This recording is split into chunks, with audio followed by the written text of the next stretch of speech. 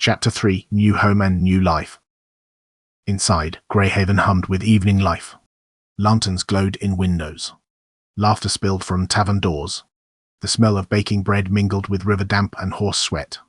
Tom's stomach growled. Rylan guided the wagon through streets near the city walls with practiced ease. Finally, they stopped before a timber-framed building bearing the sign of a rearing stallion. A burly man emerged, wiping his hands on a rag. "You're back," he called. "And with a prize, I see." "Not a prize," Rylan said, climbing down. "A problem." The stable master eyed Tom curiously. "This is Hadrick," Rylan told the boy. "He owns the stable. Hadrick, this is Tom. He'll need a place to sleep." Hadrick scratched his beard. "That so?" "For a few nights," Rylan added, "until I can arrange something." Hadrick grunted. "You vouch for him?" Rylan hesitated for a second. "He just lost his father." The stable master swung his hand back. "He can bunk in the loft. We'll see about the rest come morning." Tom slid down from the wagon with relief. "Thank you, sir." "Thank you, Master Hadrick." Hadrick waved him off. "Help me with these horses first, lad." As Tom followed him inside, Rylan remained by the wagon a moment longer, staring at the crates beneath the canvas. Hadrick put his hand on the horse's rump. "What's the horse's name?" he asked. "Bram."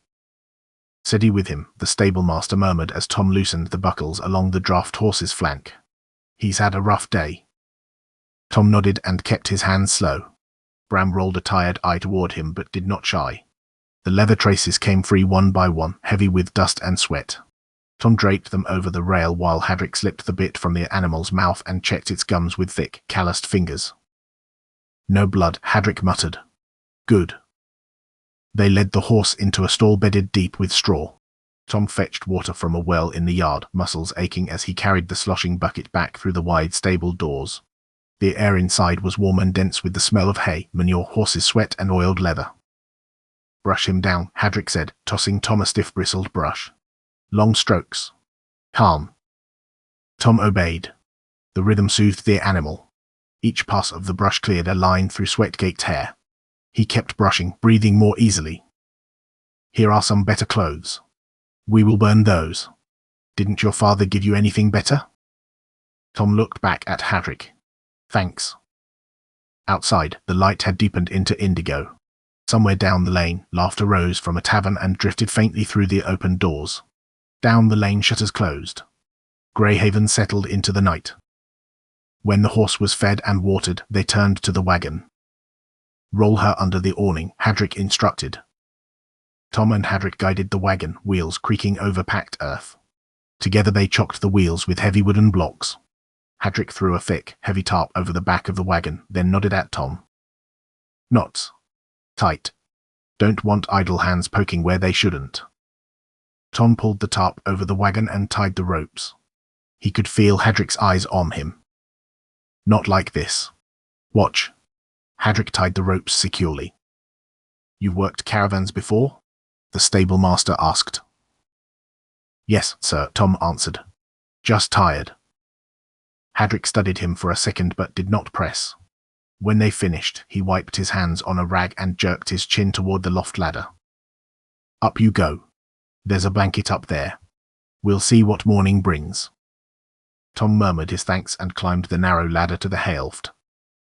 The loft was dimly lit by a single lantern hung from a beam. The hay smelled sweet and dry. Through the slatted wall, he could see a slice of night sky pricked with stars. The distant city's noise was soothing. He lay down fully clothed on a thin blanket. Sleep did not come. He stared at the rafters, watching the lantern flame flicker in the draught. Blackmore. The name rose unbidden in his thoughts. The town had been smaller than Greyhaven, cramped between marsh and forest. Tom had known its alleys, its blind corners, where the drunkards lay and guards patrolled. His friend Pete. The scene replayed in his mind, beats shout the night / beat falling to the ground, pain across his face. He rolled onto his side in the loft, pressing his face into the hay. The bandit attack on the wagon was terrifying, the rider cutting down the bandits in a spray of red, even more so. When Ryland commanded, "Come out or find yourself skewered," Tom had made his choice in a heartbeat. He had learned long ago that grief was a shield few questioned, so he had become a grieving son. The lantern light glinted off the golden stag. He turned it slowly between his fingers. People died for it, the noble and maybe his friend Pete. Tears formed in his eyes. Sniffing, he wiped them on his sleeve. His friend had given him a chance to get away, to have a better life. He had to survive. Had to find Pete. Tom inhaled the smell of hay. The word of the noble's death travelled. Rings like this were not easily forgotten. Tom slipped the ring briefly onto his finger. It was too large.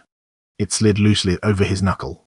For a heartbeat, he imagined walking openly through Greyhaven's market wearing it. What doors might it open? What knives might follow? He pulled it off quickly and tucked it back beneath his shirt. He had told Ryland he could work, and he would clean stalls, carry crates. He was determined to survive. The stable was a good place to start. Few looked twice at a stable boy. Below, a horse shifted. Tom lay back, staring at the rafters. He had left Blackmore behind without farewell. The noble lay on the cobblestones. The merchant lay beneath a cairn on the roadside. And he, Tom, lay in the borrowed safety of a stable loft. Tom had slept little by the time morning came.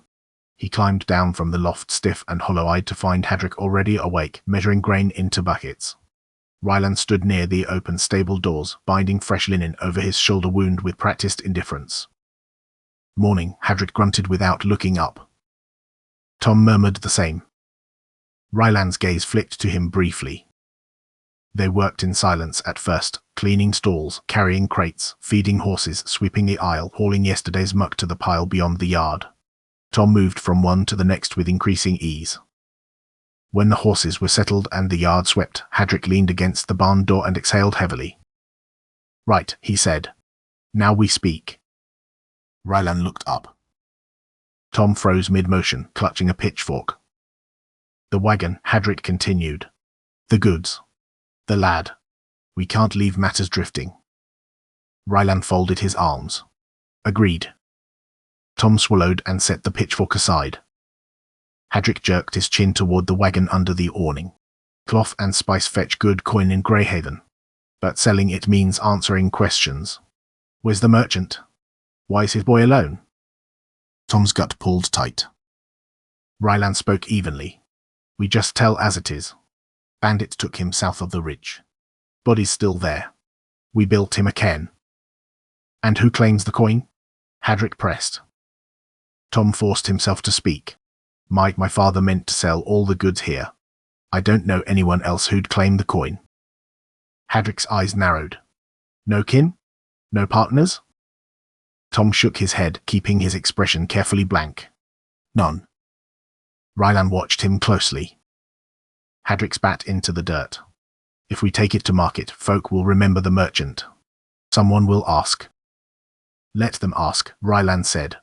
"We tell it straight. Bandits are no secret. Captain's been itching for proof." Hadrick scratched his beard. "And the wagon? Horse?" Silence hung for a moment. Finally Ryland said, "You keep them." Hadrick blinked. "Keep?" "You're known here," Ryland clarified. "You can sell the goods without stirring too much trouble. The wagon and horse are payment for your trouble." Hadrick looked from Ryland to Tom. "And the lad?" he asked. Ryland's voice was steady. "He works." Tom's heart skipped. "At the stable," Ryland continued. "And at Aya's tavern across the yard. She always needs hands." Hadrick considered this. "I'll not feed a useless mouth," he warned. "I'm not useless," Tom said quickly. Hadrick's eyes flicked to him again. "We'll see." Ryland shifted his weight slightly, wincing as the bandage tugged. "It's decided then.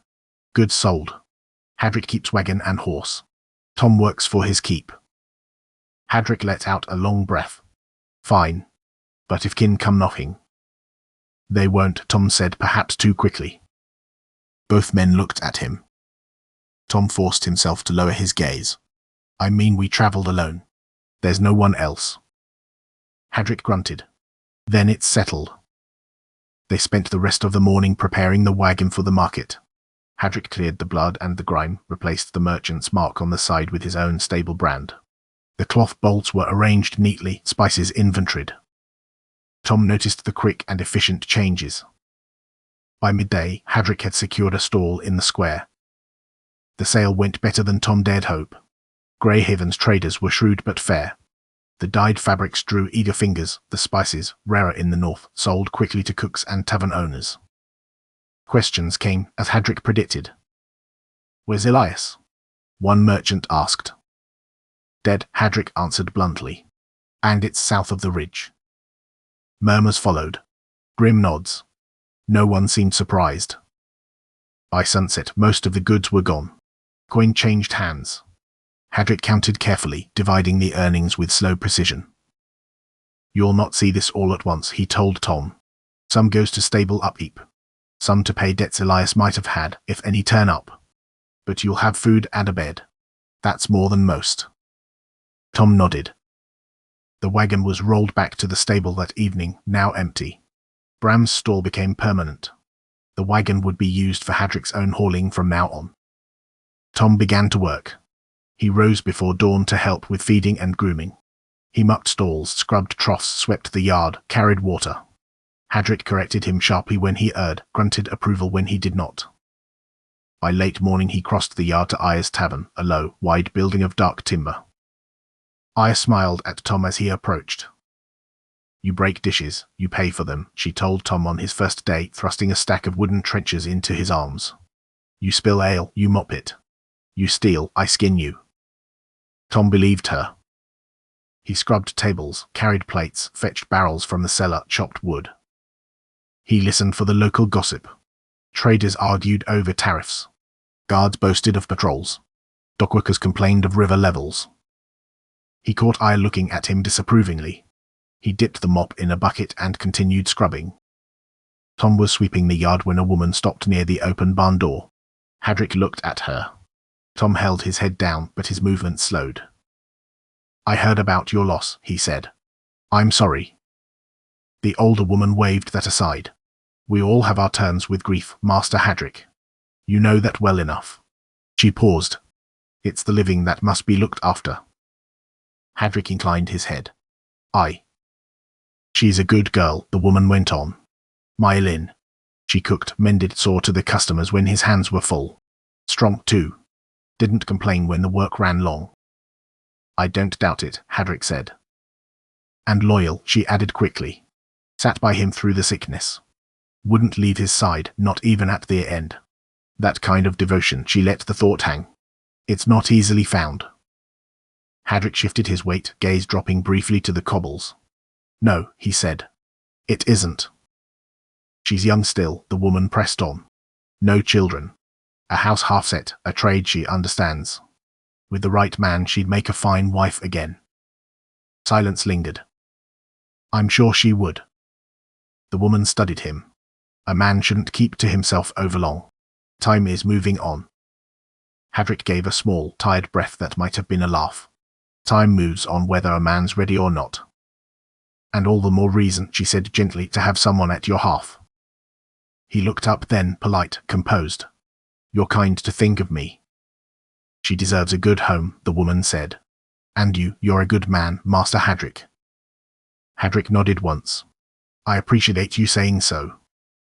He cleared his throat, voice quieter. "It's too soon after my wife's passing." The woman's expression shifted, disappointment tucked behind sympathy. "Grief doesn't keep a calendar." "No," Hadrick said. "But it keeps its place." He slapped the dirt off his trousers. "Give her my regards," he added. "And my respect." "I will," the woman said, bowing slightly and leaving. At night, Tom returned to the loft exhausted enough that sleep sometimes came quickly. Tom used the remains of his old clothes to fashion a stronger cord for his ring and kept it around his neck. He checked it each evening, reassuring himself it remained hidden.